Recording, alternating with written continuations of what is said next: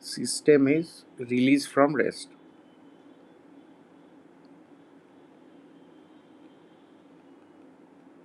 From the position shown, find speed of the wedge. Find speed of the wedge when the block reaches the bottom end.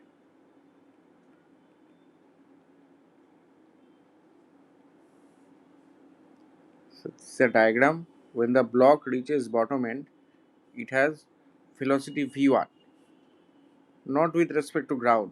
v1 is velocity of block with respect to wedge. Now you know that velocity of the block is equal to velocity of the block with respect to wedge plus velocity of the wedge, vector sum. Now velocity of the wedge is v2, so velocity of the block is vector sum of this v2 and this v1. So v1 has x component v1 cos alpha and y component v1 sin alpha. So we can conserve x momentum.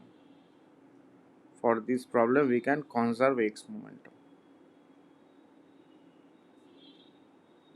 X momentum means along horizontal direction, x axis.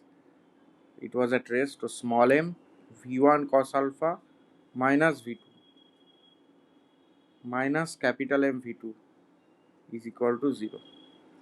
v2 is final velocity of wedge and v1 is final velocity of block relative to wedge.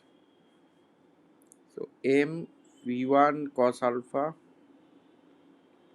equal to m plus capital M times v2, equation 1. Next is work energy. Next equation, work energy equation.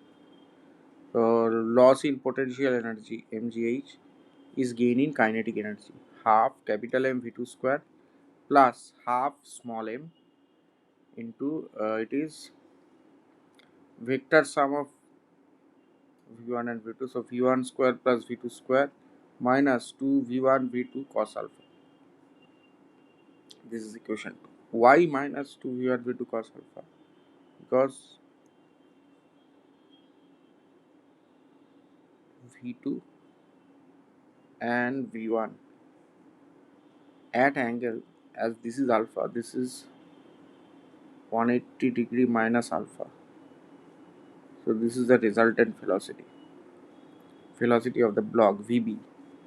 So you know vb square is equal to v1 square plus v2 square plus 2 v1 v2 cos 180 degree minus alpha, that is vb square v1 square plus v2 square minus 2 v1 v2 cos alpha. That is why. Now from 1 and 2 solve. From equation 1 and equation 2 we have to solve for v2.